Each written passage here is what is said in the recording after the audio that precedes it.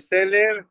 Y para iniciar con esta interesante conferencia, le pediremos a Pablo, a Pablo Luna, joven ingeniero, gerente de la UMAI, quien nos presente de manera sucinta a la doctora Steller, ya que también ha estado ya en otras participaciones anteriores. Adelante, Pablo. Con gusto, ingeniero. Excelente tarde a todos y bienvenidos nuevamente, por supuesto. María Vicenta Estelera Alberich es profesora investigadora en el Instituto Interamericano de Tecnología y Ciencias del Agua, ITA, de la Universidad Autónoma del Estado de México. Es nivel 2 SNI. Ha sido coordinadora de investigación y de estudios de posgrado. Sus líneas de investigación se han centrado en la contaminación del agua subterránea, el flujo, el transporte de contaminantes, la remediación y protección de acuíferos y gestión integrada de recursos hídricos. Sus obras científicas constan en artículos de revistas internacionales indexadas, coordinación de libros, así como artículos de divulgación y ponencias. Ha sido responsable técnico de varios proyectos de investigación financiados por el CONACYT, COMECYT y la UAMEX. Bienvenida, doctora. Muchas gracias. Pues primero que todo, pues agradecerle a la UMAI el, el iniciar esta actividad, ¿no? Que bueno, es una actividad que se va repitiendo cada cierto tiempo y agradecerle pues la invitación que me ha hecho, ¿no? Y pues también agradecer a todos los que están aquí presentes pues este interés y espero que cumpla con sus expectativas.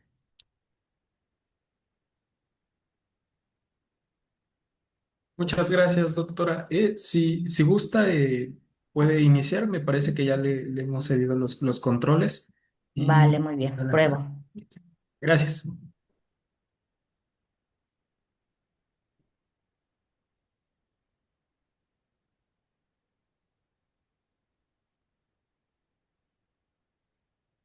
Si pueden verla. Perfecto. Sí. Vale, muy bien. Bueno, pues como ya ha comentado el ingeniero, pues el día de hoy es hablar de los impactos ambientales y económicos de la sobreexplotación de acuíferos. Más que todo es una recopilación de experiencias, sobre todo aquí en México, que es donde pues, yo trabajo, pero que yo creo que en muchos lugares del mundo y, por supuesto en Latinoamérica nos pueden ser de interés y de aplicación. Bueno, la presentación inicia con una introducción, después hablaremos de las causas y consecuencias de la sobreexplotación de acuíferos de forma general, para después hablar de un caso de estudio, el Valle de Toluca, que es donde nuestro centro de investigación se encuentra, el Instituto Interamericano de Tecnología y Ciencias del Agua, y donde desde hace muchos años estamos trabajando en el estudio de este acuífero. Bueno, para poner antecedentes el porqué de esa explotación, pues pongo como caso esta tabla donde tenemos a nivel de país, a nivel de México, cómo estamos consumiendo el agua, ¿no? Fundamentalmente, pues sabemos que usamos agua superficial, agua subterránea, y sí me quería que nos fijásemos en esta cifra, ¿no? Donde el agua subterránea es el mayor proveedor de agua potable, ¿no? Para el abastecimiento público, lo cual ya implica el hecho de que es día con día, ¿no? Y por lo tanto, pues necesitamos conservarlo en cantidad y calidad. De cualquier manera, como cifra total, en el país se usa un 54.000 hectómetros cúbicos de agua superficial y 36.000 de agua subterránea, ¿no? Entonces, sí es un país que dependemos mucho en general del agua subterránea. Y esta dependencia del agua subterránea, ¿en qué se manifiesta? Pues, como veíamos en la tabla, fundamentalmente es para riego agrícola, y aquí sí hay que señalar que ese riego de en torno de 1,6 millones de hectáreas son en zonas de cultivo donde se obtienen pues hasta casi 4 veces más tasas de productividad que en otras zonas del país donde no se riega con agua subterránea. Abastece a un total de 75 millones de personas, que es un poco más de la mitad del país, ¿no? Sobre todo en centros urbanos y en menor medida en medio rural. Y también cubre las necesidades de la mitad de industria del país, ¿no? Entonces, pues estamos hablando del papel fundamental que en este caso, pues tiene el agua subterránea en México. Este hecho también lo podemos ver en estos mapas, ¿vale? Donde estamos diferenciando cuál es la fuente de abastecimiento. Son 2 años, 2021, 2022, pero son años muy parecidos, ¿no? Y si quiero llamar la atención, el hecho, ¿no? De que hay una distribución muy desigual en cuanto a en qué lugares usamos más agua subterránea y en qué lugares usamos más agua superficial, ¿no? Lo que es el azul es toda el agua donde, bueno, esta división son las cuencas hidrológicas del país, donde se utiliza como principal fuente de abastecimiento el agua subterránea, ¿vale? Más hacia el sur, ya abunda más el agua superficial, y aquí tenemos la península del Yucatán, ¿no? Donde está Cancún, donde fundamentalmente estamos hablando de agua subterránea. Si sobre estos mapas sobrepusiéramos pues, el mapa del clima, lo tenemos muy claro, ¿no? Del centro al norte del país es las zonas más áridas, del centro hacia el sur son las zonas con más lluvias, son los grandes ríos que tenemos en el país. Y también si sobreponemos mapas de población, de Producto Interior Bruto, también nos damos cuenta que del centro hacia el norte es donde hay más población y mayor Producto Interior Bruto, es decir, una mayor necesidad de agua, ¿no? Esta región que es la 13 es la de Ciudad de México, el Valle de México, ¿no? Yo me encuentro aquí, ¿no? Aquí cerquita del Valle de México, en la cabecera de lo que es la cuenca del Lerma, ¿no? Y aquí pueden ver, pues sí, que también es una cuenca muy dependiente del agua subterránea, ¿no? Entonces estamos volviendo a insistir en el hecho de la importancia del agua subterránea y que también pues está influenciada desde la cuestión climática, poblacional y de actividades productivas del país.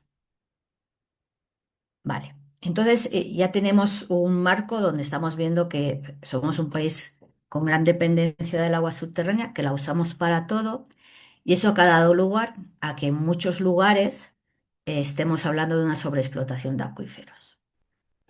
¿Qué entendemos por sobreexplotación? Pues ha sido un adjetivo que le hemos puesto a los acuíferos para comunicar que el acuífero quedará extinto, ¿no? Extinto en el sentido de que tendrá muchos menos recursos, tanto en términos de cantidad, cuantitativos, como cualitativos de esa disponibilidad. Y por lo tanto, eso causará unos efectos que dañarán al acuífero permanentemente.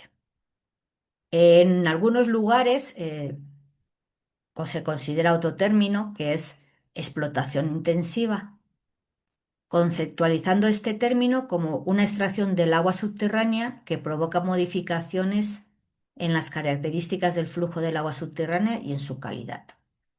En sí estamos hablando casi casi de lo mismo, ¿no?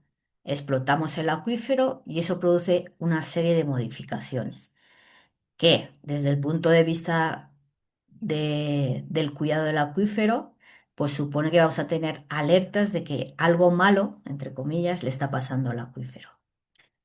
Ya desde un contexto más legal, en el caso de México, la Ley de Aguas Nacionales, que se ha aprobado recientemente, nos habla de que podemos hablar de sobreexplotación si se produce una extracción de las aguas subterráneas y superficiales que sobrepasa la capacidad de recuperación natural del agua, ¿no? No podemos recuperar, volver a tener los volúmenes que estamos extrayendo, ¿no? Como las cuentas de un banco, ¿no? Sacamos mucho, pero no introducimos, ¿no? No depositamos el suficiente, ¿no? Este hecho de sobrepasar la capacidad de recuperación lo que genera es efectos adversos en la proporción variable que determine la autoría del agua. En otro artículo también se señala que existe sobreexplotación cuando ya no es posible mantener o incrementar las extracciones, sin afectar la sustentabilidad del recurso hídrico o provocar efectos perjudiciales económicos o ambientales en acuíferos, que es nuestro caso de estudio, ¿no? Pero también cuencas, usuarios del agua, ¿no? Entonces ya estamos hablando de efectos económicos y ambientales, en el sentido de que esa sobreexplotación puede tener diferentes efectos, tanto en lo que es el medio natural como también en el desarrollo de nuestras actividades económicas, incluso de nuestra vida cotidiana, ¿no? Entonces, estas definiciones pues ya nos hablan del hecho de que consideremos que tenemos problemas cuando ya extraemos más agua de la que de forma natural podemos recuperar y que esa extracción excesiva nos va a provocar efectos perjudiciales en todos los aspectos que podemos considerar. Generalmente, ¿cuáles son las causas? Es decir, las causas de esa extracción excesiva. Si nos remitimos a la tabla que hemos visto antes, pues ahí tenemos algunas de esas causas, ¿no? Pues normalmente es que extraemos para cubrir las demandas. Y si estamos hablando de que en el caso de México, estas demandas en el norte del país, bueno, desde el centro hacia el norte, suponen cubrir muchas necesidades, y si ya estamos hablando que del centro al norte tenemos un clima árido o semiárido, pues hablamos de que en muchos casos, pues el agua subterránea es nuestra única fuente para cubrir esas demandas.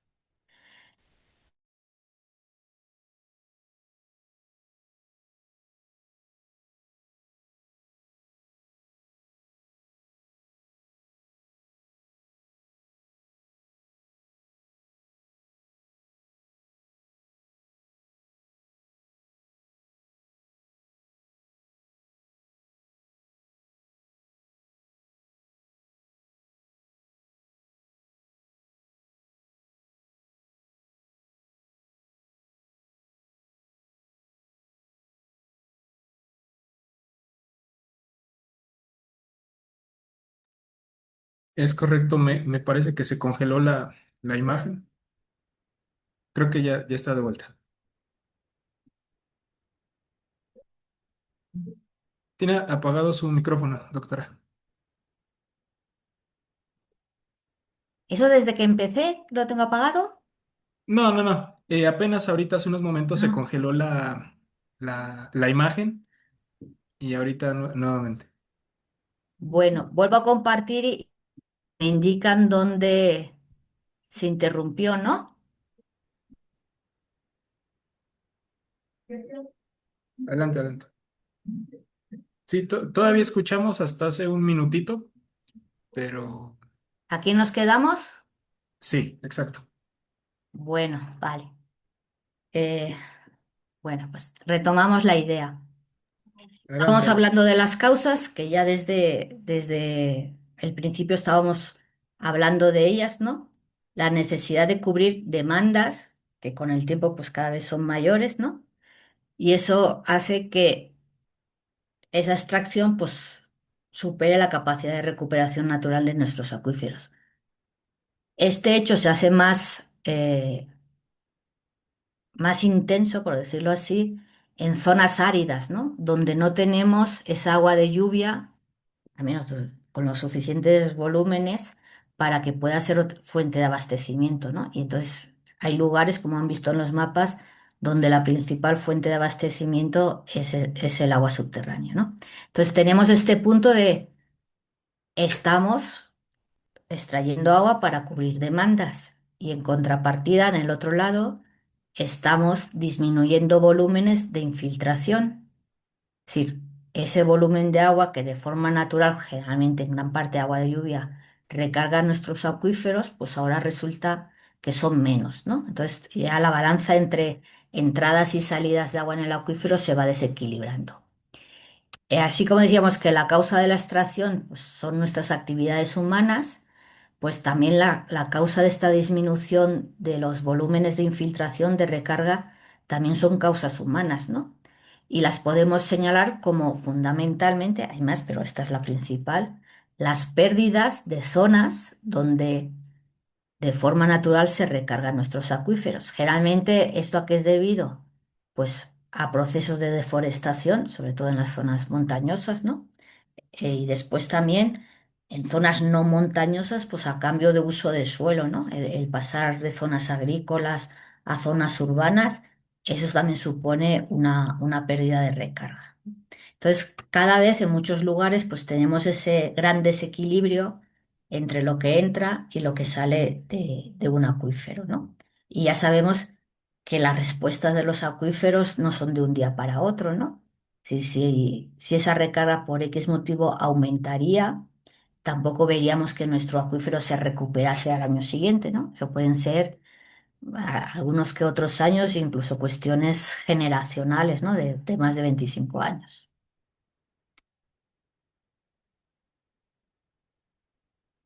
Bueno, consecuencias directas de esta sobreexplotación, pues normalmente nuestro termómetro que nos permite ver, comprobar que ya hay problemas de explotación es el abatimiento o el descenso de los niveles piezométricos. Es decir, el agua subterránea está cada vez más profunda, lo cual indica que el almacenamiento del agua está disminuyendo.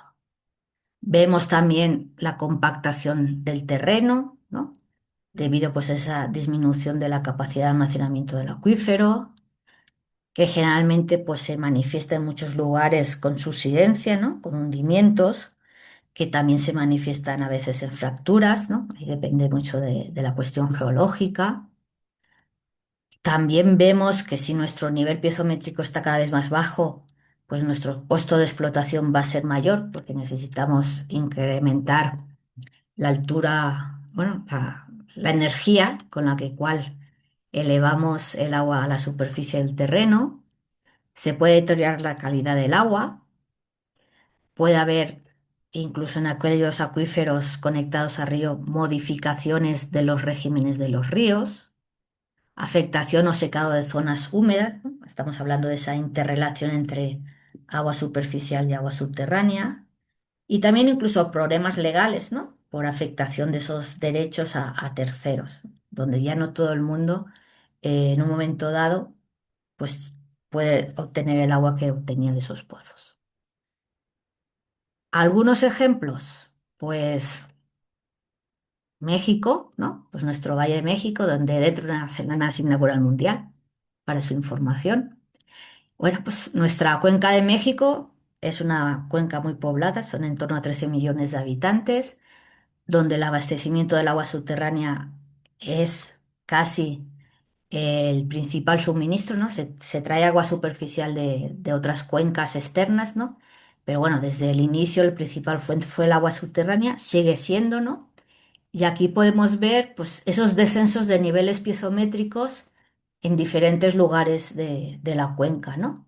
Donde, pues, a lo largo de los años se puede ver cómo los niveles han descendido, en un caso más, de forma más extrema, ¿no? Como en la zona H, estamos por aquí, como en otros casos un poco más suaves. Ay, perdón, ¿no? Como puede ser la zona G que está por aquí, ¿no? Este límite de aquí es la de Ciudad de México, ¿no? Nosotros estamos hablando ya de toda la cuenca de México.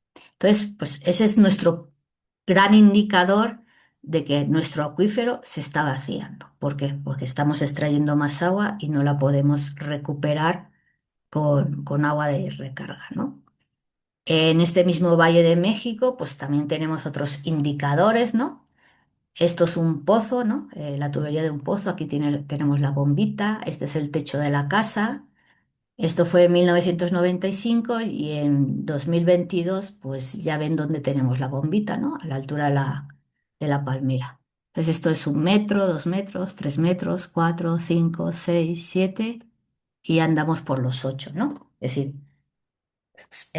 la subsidencia ha supuesto un hundimiento de 8 metros del terreno, ¿no? Lo cual a su vez también tiene otros efectos secundarios, ¿no? El hecho de que se produzca esa subsidencia. No es un problema único del Valle de México, ¿no? Aquí está Ciudad de México, aquí es donde yo vivo, ¿no? Y trabajo, el Valle de Toluca, pero bueno, en casi todo el centro del país, ¿no? Donde he dicho, pues, donde hay más población, más actividad económica, dependemos más del agua subterránea, pues tenemos síntomas de esta sobreexplotación, que en este caso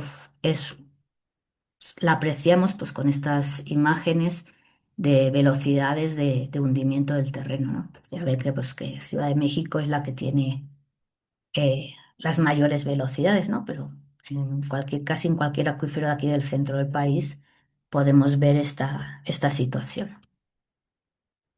Después también hemos hablado del deterioro de la calidad del agua. En acuíferos costeros, ¿no? Pues problemas de intrusión marina, donde pues con ese proceso de explotación la intrusión marina avanza y tenemos desde pues, esa agua dulce que con el paso pasa a estar cada vez más salinizada y al final lo que tenemos es que en muchos casos pues abandonar esos pozos que están cerca de la costa y tenernos que ir tierra adentro a buscar esa agua dulce, ¿no? No es la solución ideal, pero bueno, normalmente es la primera que se nos ocurre, ¿no? Y en el caso de México, pues sí tenemos muchas zonas costeras, eh, por ejemplo, la península de Baja California en el norte, donde pues estos procesos de intrusión marina ya se han visto, ¿no? También hablando de calidad del agua, pues en muchos acuíferos lo que hemos notado es que al extraer agua de mayor profundidad estamos empezando a hablar de que ya estamos extrayendo un agua fósil, ¿no? Un agua que ha estado mucho tiempo en contacto en el medio subterráneo, lo cual puede dar, y mucho podemos decir miles de, a que esos procesos de interacción agua-roca hayan provocado que se disuelvan ciertos minerales que aporten ciertos elementos tóxicos, como por ejemplo en algunos lugares de México, pues el arsénico, el flúor, ciertos metales. También hemos tenido que se nos han conectado acuíferos termales, ¿no? Con acuíferos más fríos, ¿no? Entonces, sí tenemos no solo una cuestión de cantidad, que es lo que estábamos viendo ahora, sino también una cuestión de cambio de las características físico-químicas del agua.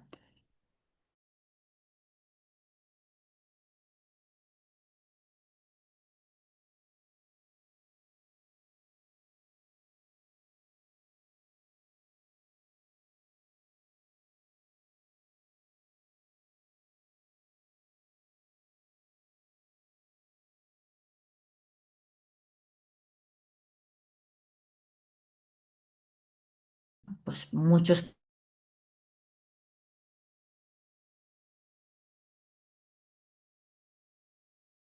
problemas de evacuación de aguas han cambiado y sea más difícil.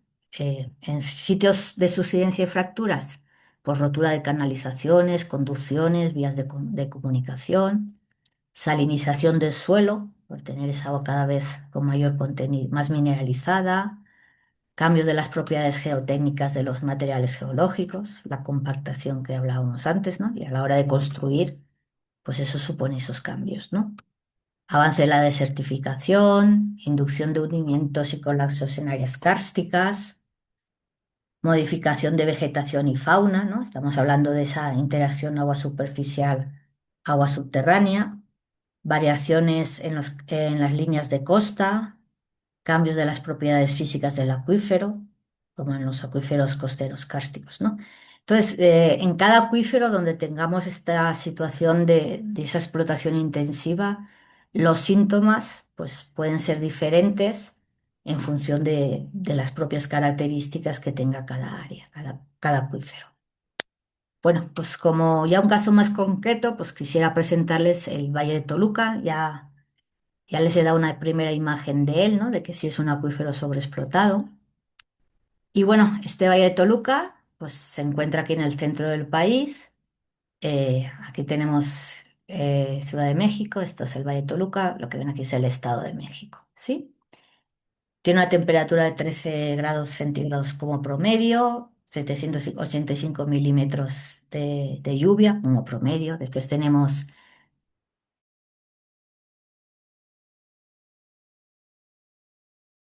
entonces pues llueve un poquito más. Lo que es el valle está a 2.600 metros de altitud.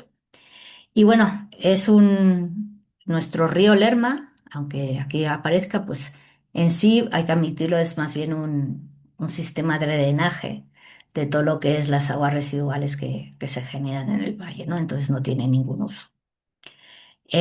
Debido a ello, pues nuestra principal fuente de abastecimiento es el agua subterránea y no solo para los que habitamos aquí en el valle, que somos en torno a 2,3 millones de habitantes, sino que también tenemos un sistema de pozos que extrae agua para llevarlos hacia el Valle de México, ¿no? También agua subterránea destinada al Valle de México.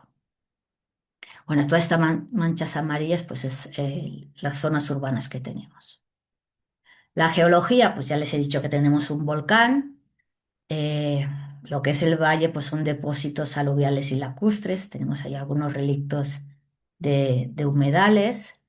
Después, pues, aparte de estos materiales aluviales y lacustres, más que todo en el valle, pues tenemos intercalaciones de piroclastos, brechas y tobas, material volcánico, y esta alternancia de materiales más detríticos con materiales más consolidados pues nos da un acuífero multicapa, es decir, tenemos varios niveles productivos separados por otros niveles menos productivos, donde pues la explotación generalmente se da a grandes profundidades, ¿no? Aquí estamos hablando casi siempre de pozos de más de 200 metros de profundidad, incluso ya tenemos pozos a 600 metros de profundidad.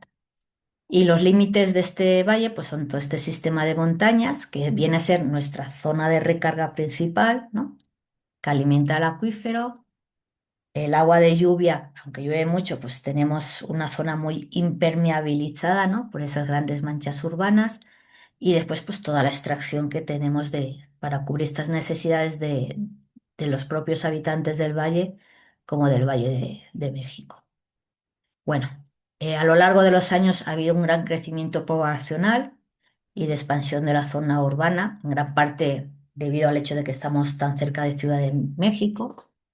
Eh, Hay un sinfín de aprovechamientos, ahora después entraremos a detalles, grandes volúmenes de extracción y un gran cambio en lo que ha sido la dinámica de los niveles de agua subterránea, ¿no?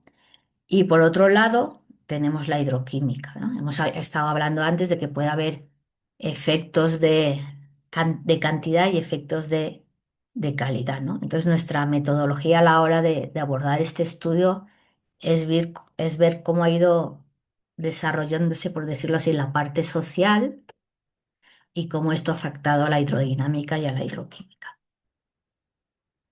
Bueno, pues un primer hecho pues, fue ir a reconocer los tipos de aprovechamientos que existen en el valle, ¿no? Hay en torno a unos 800 de los que las autoridades tienen registrados. Ya sabemos que puede haber unos cuantos más de los no registrados por la autoridad. Entonces tenemos una gran densidad de pozos, ¿no? Que se dedican tanto a lo que es abastecimiento humano, pero también al sector industrial. Eh,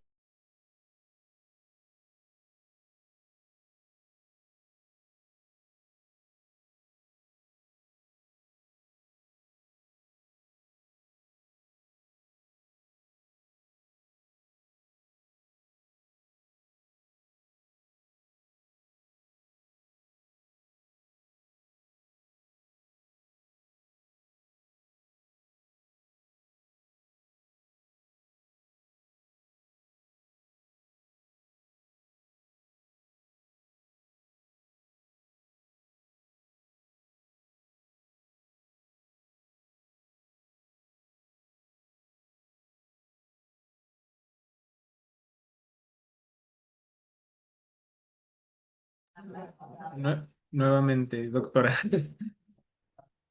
Se desconectó su micrófono, pero sí, acabó, se congeló apenas. vale, muy bien. Volvemos a intentarlo. Adelante.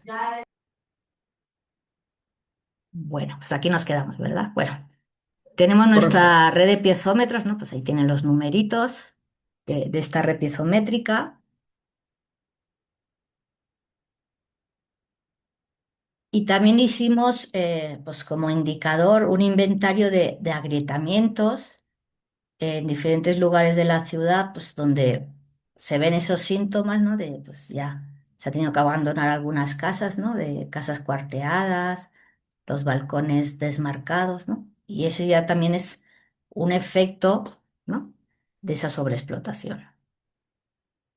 Hicimos campañas de muestreo, ¿no? Para determinar si había habido cambios en esas características físico-químicas o notábamos con otro indicador de esa sobreexplotación y lo quisimos relacionar con lo que fue la expansión de la mancha urbana como otro indicador de ese hecho, ¿no? Pues Toluca en los 1800 era esta manchita, y cómo pues a lo largo de los años pues ha habido ese crecimiento urbano que se refleja pues también en esa mayor demanda de agua. Con los datos que fuimos recopilando, ¿no? Pues de la cuestión social, ¿no? Pues aquí tenemos cómo ha ido creciendo la población, ¿no? Bueno, perdón, diferentes periodos y en esta línea azul marcamos los datos que hemos ido recogiendo sobre la extracción que ha sufrido el acuífero, ¿no? Este primer hito es en la operación del sistema Lerma, es decir, la operación de los pozos que extraen agua hacia el Valle de México, ¿no? Se puede decir que antes se extrajo más volumen de agua al Valle de México que para el propio Valle de Toluca, ¿no? Después fue el inicio del desarrollo industrial, lo que fue una ciudad, Toluca, la capital, Lerma, más el crecimiento demográfico que supone, ¿no? Pues también ese desarrollo industrial pues supone pues atraer a más población, ¿no? Entonces a lo largo de los años esta demanda ha ido.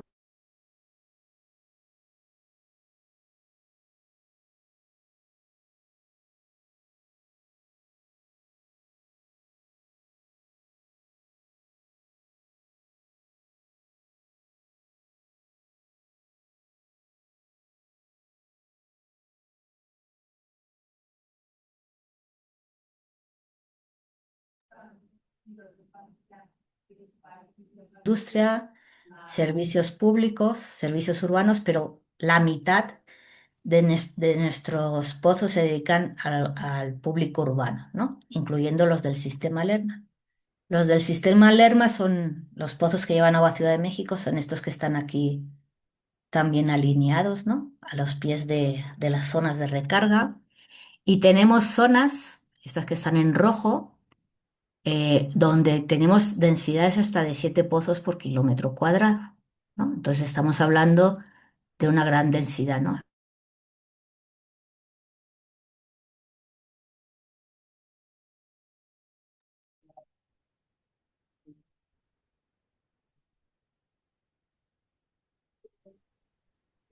Este sistema Lerma, como les comentaba, pues se puede decir que fue el inicio de la explotación del acuífero.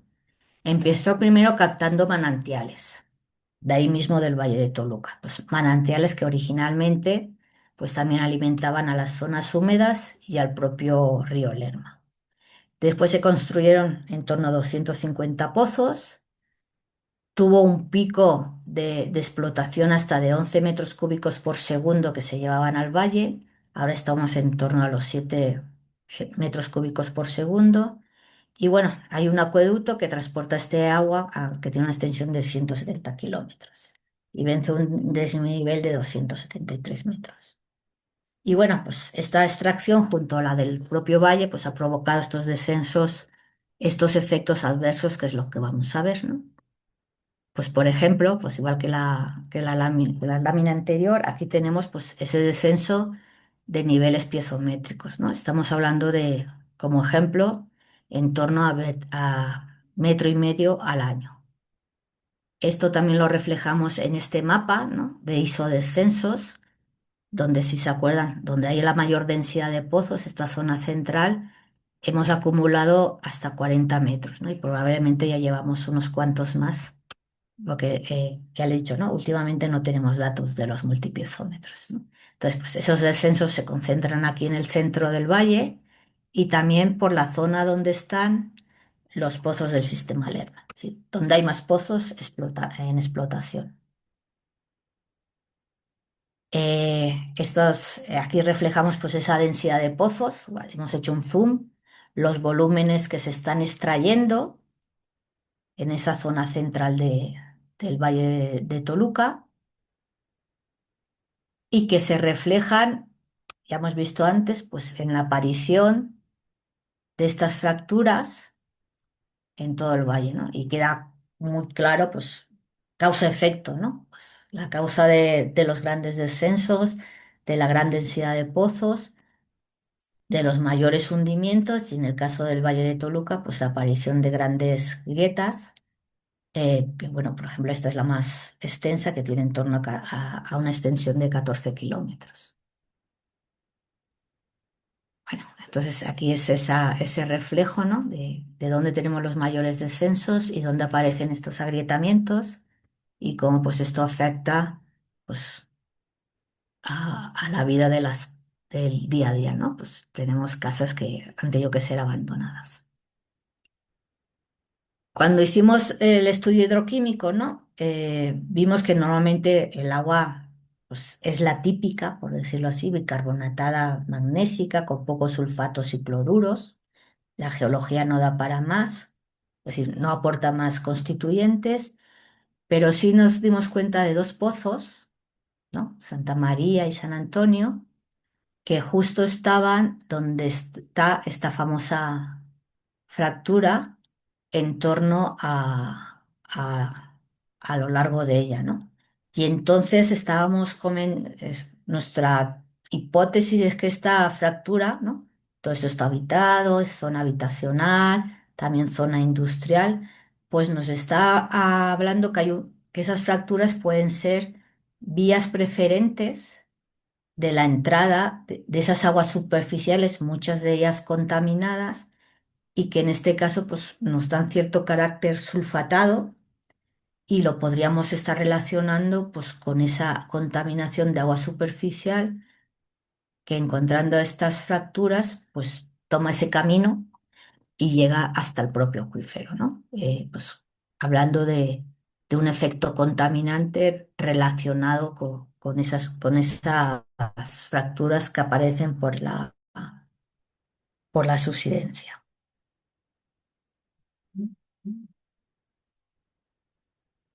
Bueno, después hablamos de otras afectaciones, ¿no? Comentaba de que los manantiales que fueron captados abastecían a unas zonas húmedas, son lo que se conocen como lagunas de Almoloya del Río o ciénagas del Lerma. Bueno, si es la lengua de los pueblos originarios, esto quiere decir agua, ¿no? Entonces, pues era un sitio que tenía agua. Estos son algunas, es decir, no han desaparecido al 100%, son relictos. Aquí lo que se ve en el fondo es el volcán, ¿no? El Nevado de Toluca está por ahora extinto. Y con los estudios que se han hecho con el tiempo, pues estas tres lagunas, ¿no? Con esta y esta de aquí, pues se ha visto que han disminuido en extensión, ¿no? Se hablaba de 270 kilómetros cuadrados de extensión de estos humedales y actualmente estamos hablando de 30 kilómetros cuadrados. Sí hay que señalar que es un sitio Ramsar, ¿no? De protección y se está trabajando mucho pues para que esa protección sí nos permita pues dentro de lo que cabe mantener esa recuperación de estos humedales y conservar todos los ecosistemas que hay alrededor de ella, ¿no? También nuestros humedales pues es un síntoma de cuál es el estado ambiental de nuestro valle, ¿no? Relacionado con esto, pues les decía, ¿no? Estas lagunas en sí pues son las que iban alimentando al río Lerma y con el paso del tiempo eh, lo que se ha visto es que al disminuir esa superficie, por la captación de los manantiales, también al perder mucho del contacto directo con el agua subterránea, pues en unas estaciones hidrométricas que tenemos a la salida de de esas zonas húmedas, pues se ha podido ver, por ejemplo, cómo han ido disminuyendo los volúmenes a lo largo de los años en esta estación. Y si se acuerda, fue a lo largo de, en torno a esta época, a los años 50, donde inició el sistema Lerma, ¿no? Entonces, pues sí se notó esa captación del agua, del agua de los manantiales, ¿no? Y después la de los pozos.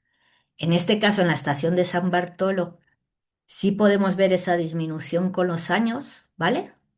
Similar a la que veíamos en la estación de San Antenco, perdón, este es sin Atenco, pero después vemos aumentos, ¿no?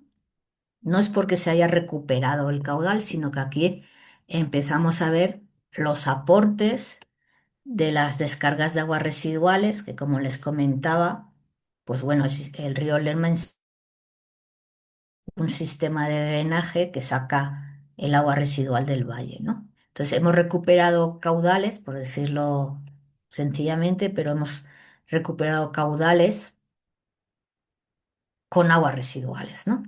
Entonces eso nos habla de esa necesidad de también trabajar en esos aspectos de gestión de aguas superficiales, de su contaminación y de todo lo que es el tema de descargas de aguas residuales. Vale. Después también tenemos aspectos económicos. También hemos dicho antes que el descenso de niveles piezométricos supone el tener que gastar más energía para sacar el agua a superficie que cada vez está a mayor profundidad. Aquí hicimos un estudio de costos energéticos, ¿no? Ya después, si queremos, pues esta energía la podemos convertir en dinero, ¿no? Y hablamos desde una operación.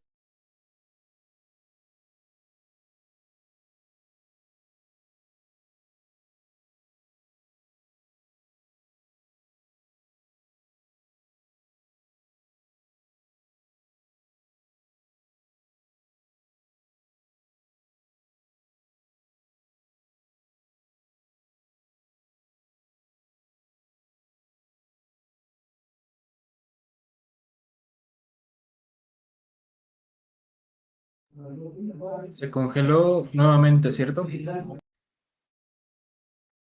Ok. Hola, doctora. Pasó de nuevo. Tiene apagado su micrófono.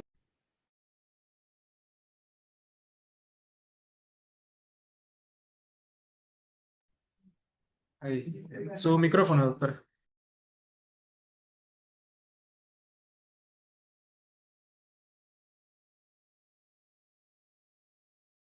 Vale, otra vez.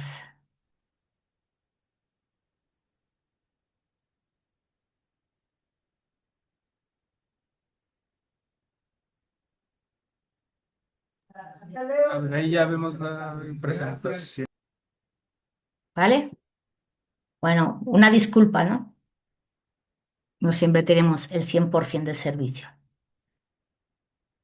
Bueno, pues entonces le estaba diciendo que esos costos energéticos, ese descenso del nivel piezométrico en este periodo, supuso que energéticamente un incremento del 275%. Es decir, si antes nos costaba 1 megawatt sacar agua, pues ahora, ahora nos está costando 275, ¿no?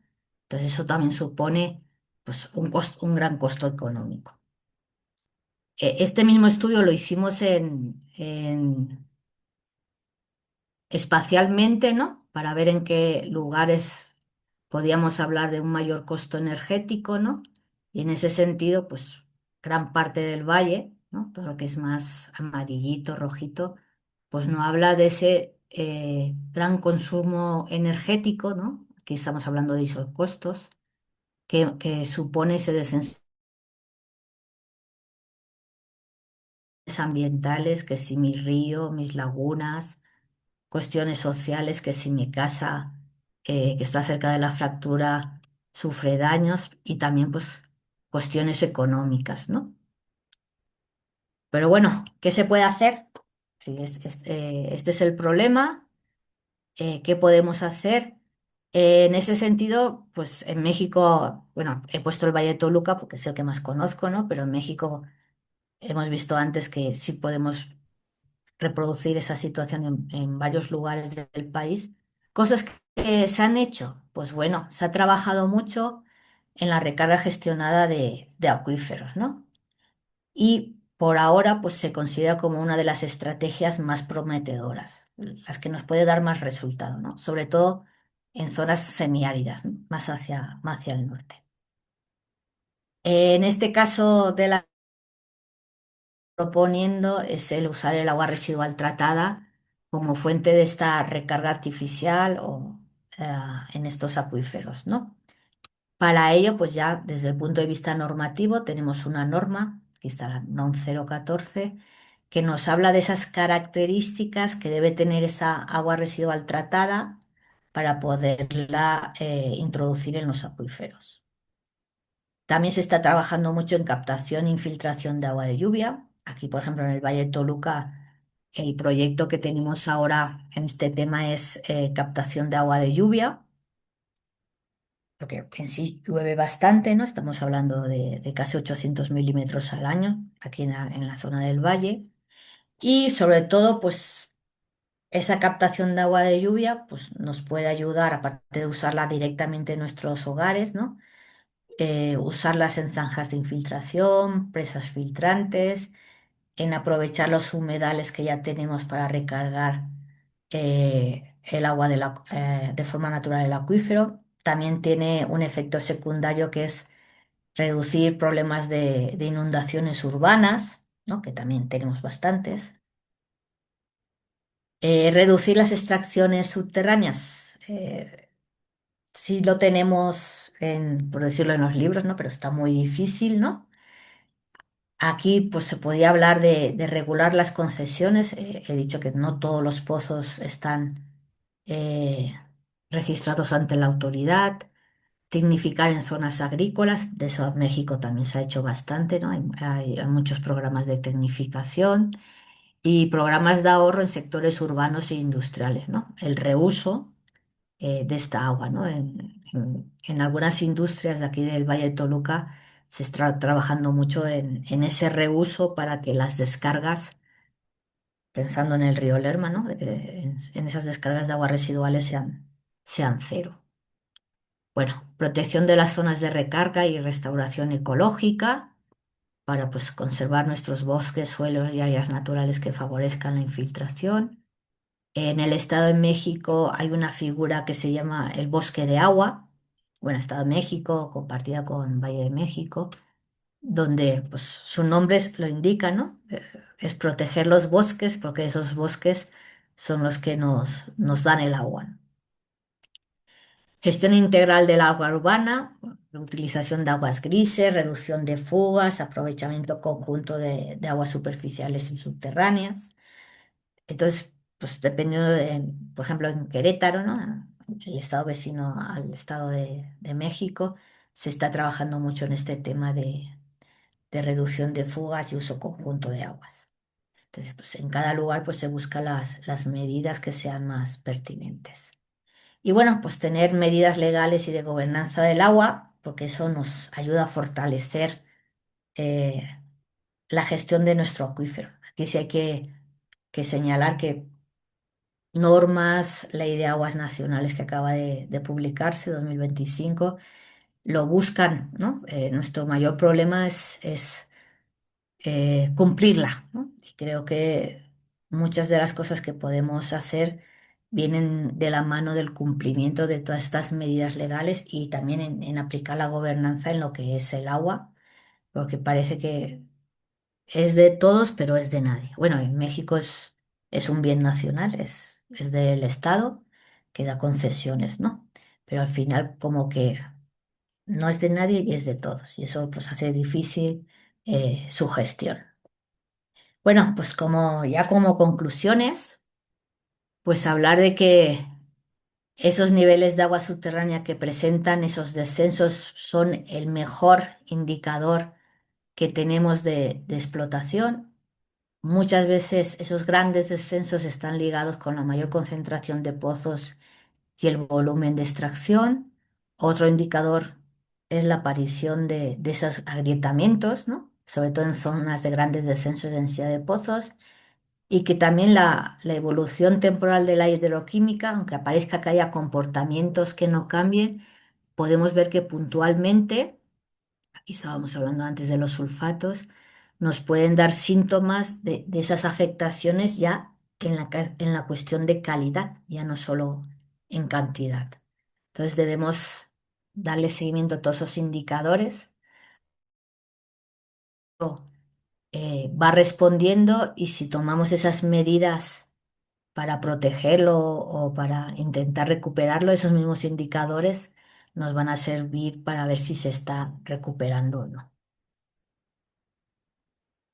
En concreto de nuestro acuífero, pues nuestra red de multipiezómetros, he dicho pues que lamentablemente ahora hemos entrado en una época de pocas medidas. Se está buscando que los usuarios del agua sean quienes miden los niveles.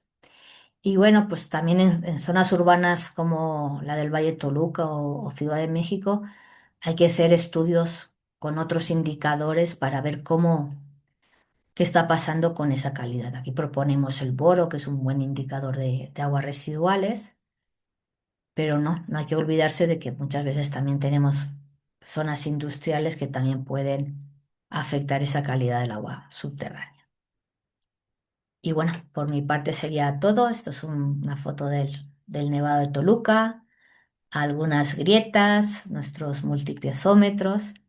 Y bueno, todo este trabajo que hemos estado exponiendo aquí, pues no es solo un trabajo de nuestro centro, ¿no? Del ICCA, sino que también pues, hemos colaborado con Conagua, la Comisión Nacional del Agua, que es la autoridad del país para gestionar nuestros recursos, el CONACYT, que es la contraparte nacional también, ¿no? El Consejo Nacional de Humanidades, Ciencias y Tecnología, que es la que nos da fondos a través de proyectos de investigación para desarrollarlo, ¿no? Aquí hablo de los profesores de nuestro centro, pero también faltó añadir pues mucho trabajo de estos recursos humanos que formamos, ¿no? Que somos universidad y que son los que poco a poco están buscando una mejor gestión de nuestras aguas subterráneas, de nuestros acuíferos, pero de todo recurso natural. Entonces, esto sería todo por mi parte. Estoy a su disposición para cualquier duda, pregunta, comentario, inquietud Muchas gracias, que doctora, por tenga. su participación. Me parece que el ingeniero Juan Carlos Hernández tiene una pregunta y posteriormente vamos con José Guadalupe Aguilera. Bueno, ¿vale? Adelante, Juan, por favor.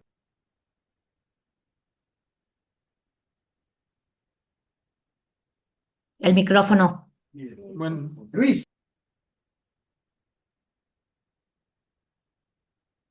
o bueno, por el momento vamos con el ingeniero José Aguilera, por favor, y posteriormente vamos con Juan.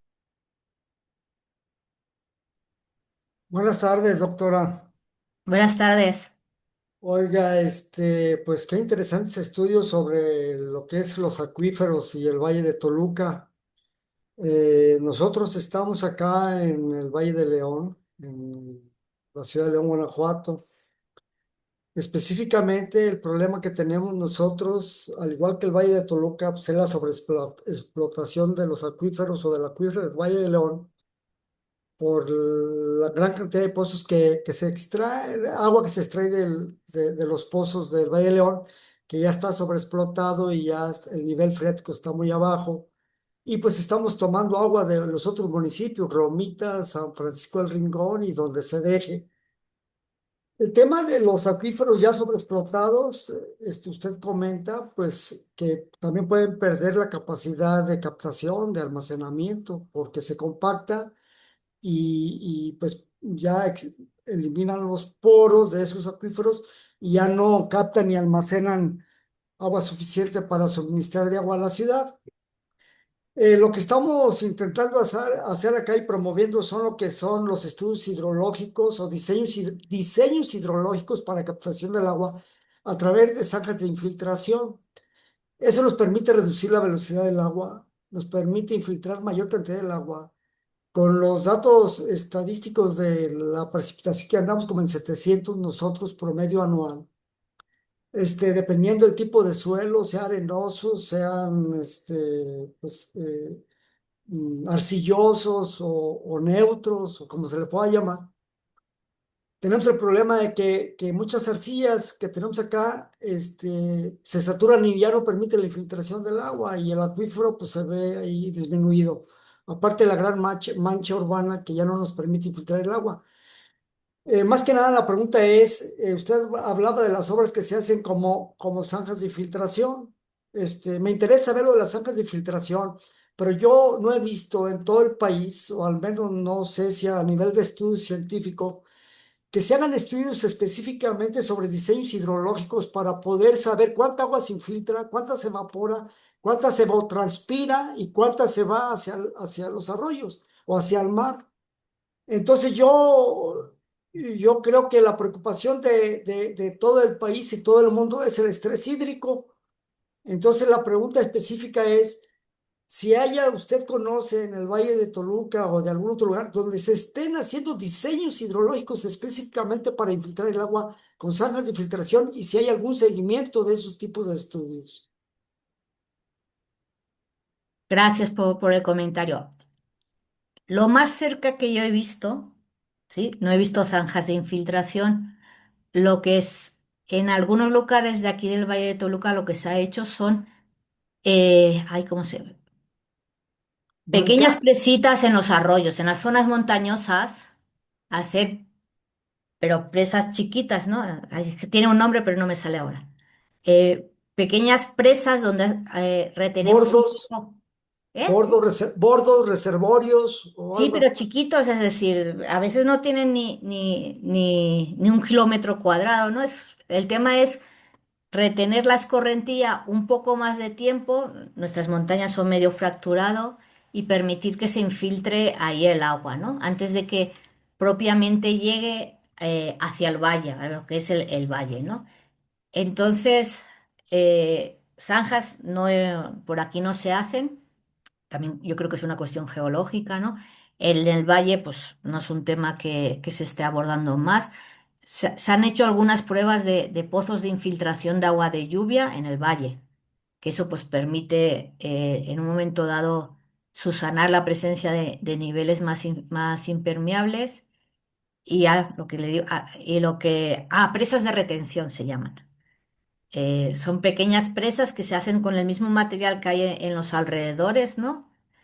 Y permitir ahí que el agua se retenga cierto tiempo y se infiltre. Y en lo que es el valle, lo que se ha hecho son pozos de infiltración, pues para evitar estos problemas, también una cuestión de espacio, ¿no?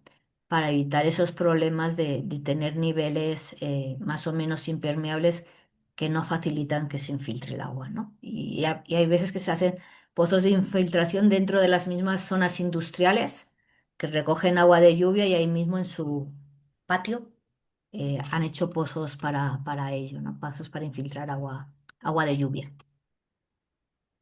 Pues entonces básicamente no hay estudios científicos sobre el seguimiento de cuánta agua se infiltra, ¿verdad? O sea, los pozos de infiltración se llegan a saturar, se llegan a tapar y Y dejan no, de necesitan funcionar y volvemos a como es empezar. agua de lluvia, que la captan de los techos, pues generalmente no tienen grandes problemas. Es decir, cada caso es particular y cada caso tendrá sus pros y sus contras, ¿no? Y para casi todo, pues hay que buscar, pues, la solución, ¿no? Ajá. Pues sí, sí es un problema el estrés hídrico en todo el país. Habría que dar soluciones más puntuales. Ok, muchas gracias, doctora. No, con gusto. Muchas gracias. Vamos con el ingeniero Juan Hernández, a ver si ya pudo checar la parte de su audio. Posteriormente iríamos con Enrique González y después con Aranza. Ingeniero Juan, no sé si ya pudo encender su audio.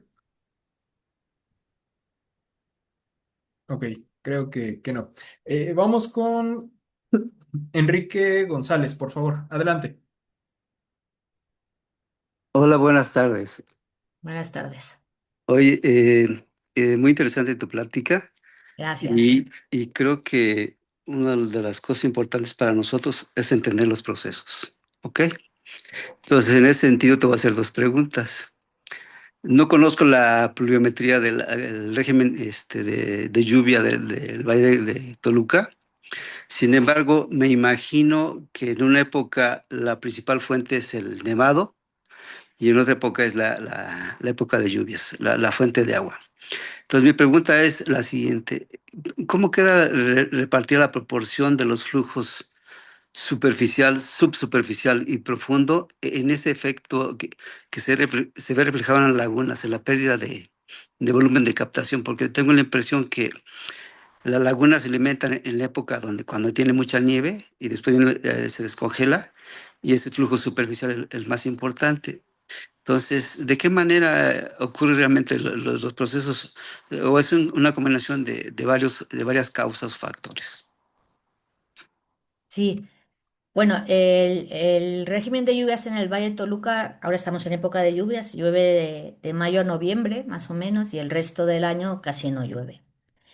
Lo de la nieve en el Nevado de Toluca es hoy en día, vamos a decirlo, pintoresco, ¿no?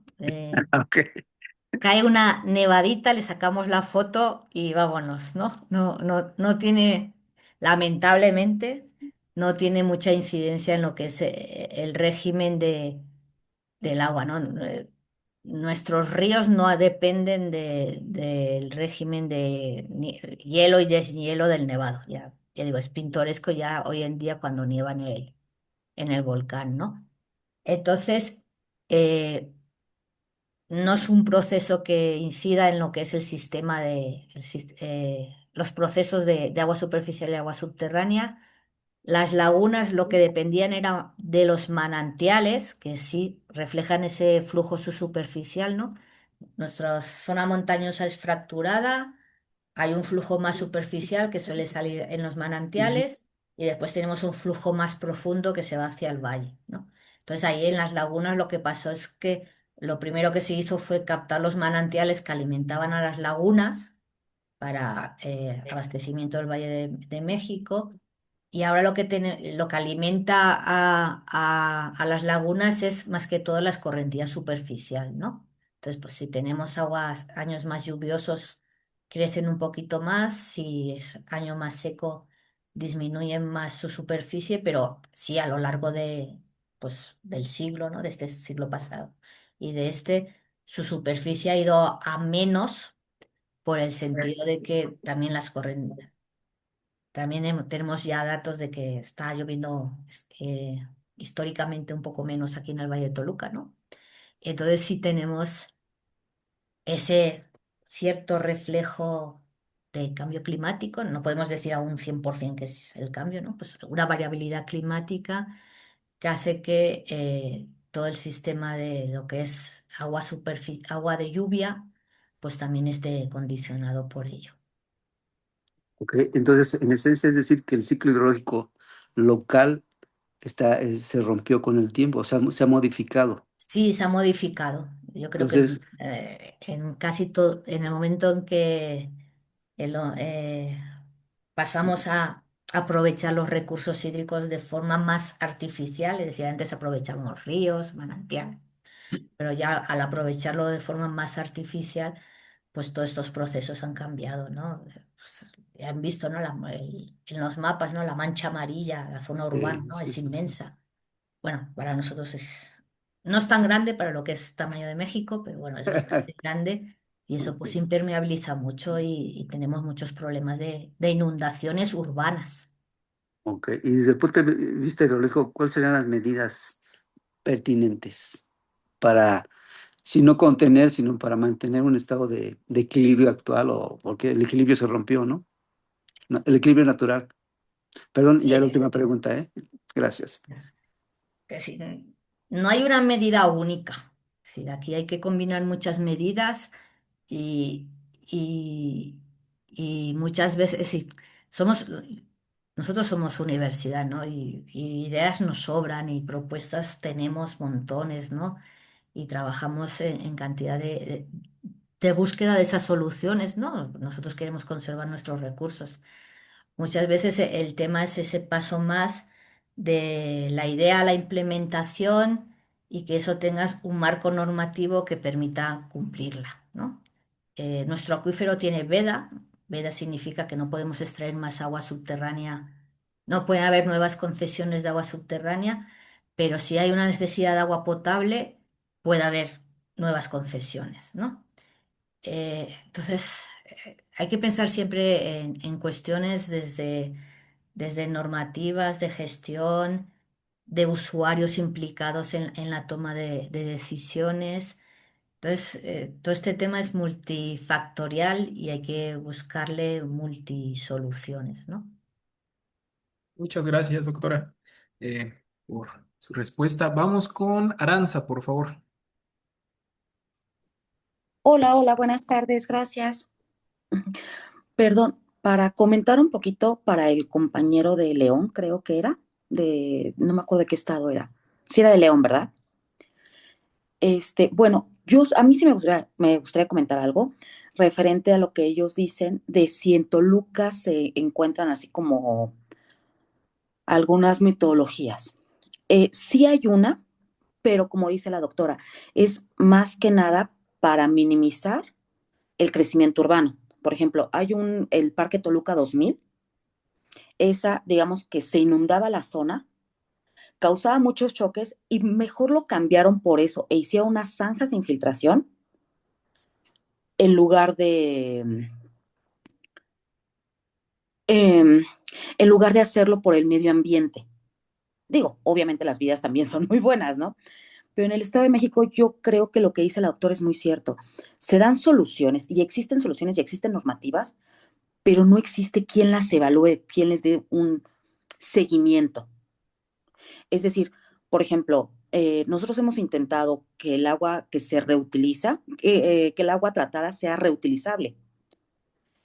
Y, por ejemplo, acá existe una comisión de impacto estatal que nos dice, no, tú tienes que traer agua de uso con pipas que tengan títulos de concesión y nos es más difícil mostrarles, oye, ¿sabes qué? Que voy a reutilizar el agua tratada, bla, bla, bla, bla, bla, a que nos acepten un agua que ya viene con un título de concesión. Entonces tú dices, bueno, pues el objetivo sería mejor la reutilización. Entonces creo que aquí sí es mucho que también la autoridad se ponga las pilas, ¿no? Aquí sí creo eso. Porque de que existen formas, sí existen formas. De que los empresarios lo quieren hacer, lo quieren hacer. Por ejemplo, también en el Estado de México te obligan a que tengas este, pozos de infiltración. Bueno, pozos de absorción, porque infiltración es como que más complicado cumplir con la normativa, ¿no? Pero pozos de absorción sí te obligan, digámoslo así. Pero ya no hay un seguimiento de evaluación para ver si lo cumples y el empresario dice, bueno, pues ya lo dejo ahí y hasta ahí. Entonces, creo que falta más la conexión de la autoridad, a mi punto de vista. A ver, quiero opinar al respecto. Estamos haciendo un proyecto como programa piloto de desarrollar 80 hectáreas con zanjas de infiltración porque tenemos como 2.000 hectáreas muy erosionadas en una de las cuencas de aquí de la zona de León que se le llama la cuenca del río de Barrilla que va y aporta agua a la presa del Palote que estuvo seca. En el 2021 llovió 795. En el 2022, 400, el 2023, 300, el 2024, 350, en el 2025 llovió 795 milímetros. Estamos hablando de 795 litros por metro cuadrado. La presa se secó durante 3 años, hubo sequía. Por eso se hizo la propuesta de las zanjas de filtración, pero se hicieron a través de diseños hidrológicos con curvas de nivel para manejar y controlar el agua, infiltrarla y encauzarla en todas las primeras 2 hectáreas. Yo hice un dictamen a nivel federal, subterráneo para el puerto, para el aeropuerto Felipe Ángeles. O sea, yo soy hidrólogo, soy topógrafo, hidrólogo y geómata, o sea, y especialista en hidráulica. Entonces, yo hago dictámenes a nivel federal, hice el dictamen sobre hidrología del aeropuerto Felipe Ángeles. ¿Qué sucedió allí? Propuso el ejército 50 pozos de absorción. yo dictaminé que de por sí no hay agua, van a traer el agua del acuífero de allá desde Pachuca. Entonces, dentro del dictamen, para no abundar en ese tema, pues no hay agua para el aeropuerto. Se estaban suministrando con unos pequeños pozos que había allí y hicieron un bordo aguas arriba para poder retener el agua. Si hubiera algún desastre, la pista se va a inundar porque está en la parte más baja. Y los pozos de absorción están precisamente abajo. Y diseñaron 50 pozos de absorción, no sé si se hicieron. Y el dictamen decía que debería primero agua antes de abrir el aeropuerto. Entonces, me cuestionaron y pedí los estudios hidrológicos de la zona y por seguridad nacional no se hizo. Y tuve que hacerlos yo, los desarrollé y los puse al orden del juez. El tema aquí es que el problema del agua es muy grande en todo el país y los pozos de absorción o retención o como le quieren llamar no funcionan de tal manera. Entonces, estoy haciendo una propuesta a nivel estatal de que en todas aquellas zonas y para el riego, para lo que son la agricultura, la agricultura regenerativa, lo que son el área de pastizales para la ganadería, pues la solución son las zanjas de filtración bien diseñadas. Pusimos estudios pluviométricos, digo, estaciones pluviométricas en esa zona de esas 80 hectáreas y ahorita ya sabemos cuánta agua hay. La estación pluviométrica más cercana de esa zona que estamos queriendo recuperar está a 15 kilómetros. Entonces estamos agarrando datos Ingeniero de lo que Aguilera, es la presa. Es muy le- amplio, por eso le- mejor, perdón, me emocioné y no, mejor, no se preocupe, ingeniero. disculpen. Vamos a concluir con las preguntas, por favor, y si gustan ya al final, podemos dejar un ratito abierta la sesión, ¿no? Por favor, ingeniero. Gracias, Sí. gracias. O sea, hay un perdonar, ¿eh? Vamos con Juan Hernández, por favor. Este, Hola, buenas tardes. adelante, Sí, coincido ahí con la compañera, no recuerdo cómo se llama, Aranza, algo así, Aranza. que hace falta un trabajo entre la sociedad y el gobierno, porque, por ejemplo, en la laguna de Lerma, en el municipio de Coyoacac, cada año se inunda la gente. ¿Por qué? Porque siguen, habitando lugares que fueron algún lugar ciénegas, ¿no? Y pues aunado a eso, pues se sigue sobreexplotando los mantos acuíferos con la población, está creciendo bastante y pues sí nos falta mucho, mucho por unir esos esfuerzos de la sociedad con el gobierno y aplicar las reglas y las leyes que nos mandan. Gracias. Gracias, ingeniero, muy amable. Bien, en caso de no haber más preguntas, me parece que también está conectado con nosotros el ingeniero Marco Antonio Méndez Cuevas. A ver si su señal le permite comunicarse. Hola, buenas tardes a todos nuevamente. Estira, Aquí Francisco. he estado escuchando con mucha atención lo que la doctora Steller nos ha estado comentando y sobre todo la participación muy interesante de todos los integrantes de este grupo. Es muy conveniente que tengamos sus datos. Les escribí hace un momento ahí en el chat que nos indiquen nombre, WhatsApp o correo electrónico para seguirlos invitando a estas interesantes conferencias. Por un lado, quiero aprovechar la ocasión para comentarles que la Unión Mexicana de Acciones de Ingenieros viene organizando desde 1974 lo que era el Día Nacional del Ingeniero, que por decreto presidencial se estableció esa en el 73 y se celebró en 74 por primera vez. A partir de este año hemos cambiado el nombre a Día Nacional de las Ingenierías, porque en una asamblea que tuvimos en UMAI, pues se manifestaron las ingenieras, obviamente comentando que pues porque solo Día Nacional del Ingeniero y las ingenieras donde quedaban, ¿verdad? Y bueno, bajo ese esquema, además, es realmente importante mencionarles que pues la UMAI, la Unión Mexicana de Ingenieros, cuenta en su directorio con 67 organizaciones de las diferentes ingenierías que se practican en el país. Entonces, por eso se votó el hecho de cambiar el nombre del Día Nacional del Ingeniero al Día Nacional de las Ingenierías. Y en este año va a ser primera ocasión que la celebraremos así. Es el 1 de julio de cada año. Dirán, ¿por qué el 1 de julio? Pues porque hay un antecedente histórico muy importante, siendo este territorio que hoy es México, la Nueva España. El rey Carlos III emitió una cédula real para establecer el Real Seminario de Minería. Entonces, a partir de entonces, se dieron los primeros planes de estudios en América de las ingenierías. Por eso es que es el 1 de julio que se celebra el Día Nacional ahora de las Ingenierías, ¿verdad? Están todos cordialmente invitados. Si queremos mandarles a través de sus correos o WhatsApp la información correspondiente, porque tenemos, digamos, costos de recuperación para los ingenieros, ingenieras, pero también es muy importante para nosotros los jóvenes ingenieros y los estudiantes de ingeniería. Entonces, tenemos promociones especiales para los jóvenes y para los estudiantes. Entonces, les enviaremos a sus correos, a sus WhatsApps, toda esta información para que estemos al pendiente de ello. Muy bien, pues dicho esto y agradeciendo a la doctora María Vicenta Esteller la gran charla que nos compartió hoy, les pediremos, ¿verdad?, que abran sus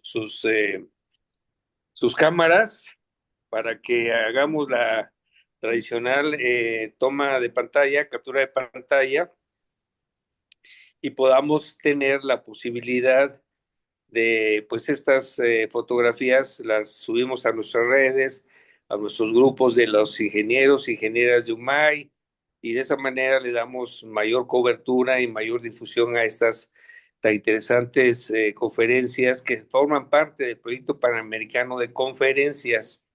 Entonces, nuevamente les solicitamos su abran sus pantallas y sus sonrisas, ¿verdad? Porque aunque es un poco tarde, ya estamos a lo mejor casadillos, pero una sonrisa no requiere de mucha energía. Bueno, a lo mejor no me he presentado, pero yo soy Marco Antonio Méndez Cuevas, soy el presidente de la Unión Mexicana de Asesores de Ingenieros, justamente, y pues muchos de ustedes nos acompañan de algunos países de América, porque también a través de la UMAI tenemos, digamos que participación en la Unión Panamericana de Ciudades de Ingenieros, de la cual actualmente soy secretario, y esa es la razón por la cual esta serie de pláticas, de charlas, de conferencias, están dentro del proyecto Panamericano de Conferencias. Y también quiero mencionarles que la próxima semana, el día 12 de junio, no, cae en jueves, ya ven que en jueves tenemos también estas conferencias, pero obviamente, pues jueves 11, pues va a ser la inauguración del Campeonato Mundial de Fútbol, y pues yo creo que muy poquitos nos iban a estar escuchando, entonces cambiamos esa fecha para el viernes 12, dentro de 8 días, a la misma hora, a las 5 de la tarde. ¿Verdad? Porque yo veo aquí al compañero José Guadalupe que ya está, tiene la playera de México, ¿verdad? Yo creo que le va a México, ¿verdad? Compañero, ojalá y esa sonrisa la tengas la próxima semana. Gracias, no, es de León, es de León, pero sí Es le de vamos a León. México, Los pasas verdes. así es. No, pero Bueno, también los mexicanos son pasas verdes, no te preocupes. gracias. Bueno, entonces, a ver, tú nos indicas, Pablo, por favor, Claro, en qué momento nos haces la captura de pantalla. claro que sí, ingeniero, con gusto. Serían dos y vamos a la de tres. Una, dos, tres. Lista la primera. Un segundo, por favor. Y antes de que se me pase, también está con nosotros el coordinador del Comité de Jóvenes Ingenieros. Eh, Creo que por ahí tiene un pequeño curso para nosotros. Vamos con la segunda, la de tres. Una, dos, tres. Gracias. Listo. Pues oye, ya es todo. Pues ya que Y estamos en promocionales, pues a ver que nos diga Yair Gallarzo, que es el coordinador del Comité de Jóvenes Ingenieros, ¿qué nos puede anunciar, Yair? Sí está o ya se fue o ya se durmió. Sí, aquí está. Ay, la entrega del Es- reconocimiento también de ya, la doctora, por supuesto. creo que ya me escucho. Sí. Adelante, Jair. Bueno, primero que nada, agradecerles el espacio, Pablo, ingeniero Marco, hacerle la invitación. El 16 de junio comenzamos con una actividad nueva, que es el taller de liderazgo en ingeniería. Tiene un enfoque obviamente igual tanto para jóvenes, pero también para el público en general, en donde vamos a abordar diferentes temáticas, desde el gremio, la academia, la industria y la política. Para esto vamos a tener diferentes ponentes de los diferentes gremios que pertenecen a UMAI. Vamos a estar colaborando también con organizaciones académicas como lo es ANFEI o lo es CASEI, y en la parte de industria con cámaras como lo es EMIC o lo es la CENEC. Entonces, les hacemos la invitación para aquellos que gusten participar. Tiene un costo bajo por el tema de que es más que nada para el tema formativo. Tiene un costo de recuperación para el tema de los reconocimientos para los ponentes y todo esto. Entonces, aquellos que sean gustosos de participar, con todo gusto, les compartiremos la información para que puedan ser parte de de este taller. Y pues bueno, igual invitarlos a conocer las actividades del Comité de Jóvenes Ingenieros, que está actualmente pues encabezado por su servidor, con el respaldo del ingeniero Marco Méndez y con este caso de Pablo. Entonces, pues eso, y cualquier duda, pues por aquí estoy al pendiente. Pablo igual les puede dejar mi número Pues, y por el grupo se compartirá. gracias, Yair. Pues yo veo aquí en el grupo que está presente como público, pues a muchos jóvenes ingenieros e ingenieras y ojalá y se puedan integrar al Comité de Jóvenes Ingenieros de UMAI, porque pues también este comité está, algunos participantes están integrados al Comité de Jóvenes Ingenieros Panamericanos también, entonces hay una interrelación internacional muy interesante y bueno, pues es muy importante que los jóvenes también empiecen a participar en actividades gremiales, actividades científicas, investigación, técnicas, prácticas, todo lo que se requiere para que su acervo cultural, su acervo técnico, su acervo de la carrera que les corresponde, pues sea cada vez más amplio. Pues muchas gracias. A ver, vamos a darle su reconocimiento a la doctora. Steller, por favor, Pablo, adelante. Con gusto, ingeniero. Sí, por supuesto. Me voy a permitir mencionar a las organizaciones involucradas para llevar a cabo este ciclo de conferencias. Por supuesto, la Unión Panamericana de Asociaciones de Ingenieros, Colegio de Ingenieros del Perú, la Sociedad de Ingenieros de Bolivia, el Colegio de Ingenieros de Guatemala, Colegio Federado de Ingenieros y Arquitectos de Costa Rica, el Colegio de Ingenieros Civiles de Honduras y, por supuesto, la Unión Mexicana de Asociaciones de Ingenieros otorgan la presente constancia a la doctora María Vicente Esteller Alberich, por su destacada participación en la conferencia Impactos medioambientales en la sobreexplotación de acuíferos, con fecha del día de hoy, viernes 5 de junio del 2026. Muchas gracias, doctora. Muy No, bien. no, gracias a ustedes por la invitación y esperemos pues seguir colaborando con todas estas instituciones, ¿no? Pues para el bien del conocimiento, ¿no? Y de difundir este conocimiento que es tan importante para encontrar esas soluciones a toda nuestra problemática ambiental. Muchas gracias, doctora. Y bueno, aprovecho la ocasión para que las ingenieras y los ingenieros jóvenes, aquí los catalogamos de menos de 35, que son la mayoría, obviamente, de los que están aquí presentes, nos escriban en el chat y nos oiga, yo quiero participar en el género técnico o WhatsApp para que Yair Gallarzo pues se comunique con ustedes y los integre a ese comité de jóvenes ingenieros tanto de México como de Panamérica. Pues muchas gracias a todos ustedes, que tengan muy buena tarde y nos vemos el próximo 12. Les enviaremos el promocional que es de puentes. Tengo entendido que es puentes segmentados con Juan Carlos Delgado y les enviaremos esta información para que el próximo viernes 12 puedan acompañarnos nuevamente. Hasta luego. Buenas tardes. Hasta luego, cuídense. Buenas tardes, Excelente muchas tarde. felicidades, Nos vemos Gracias. doctora. otra vez pronto. No. Bueno, solo nos quedamos quien falte de hacer su registro, por favor.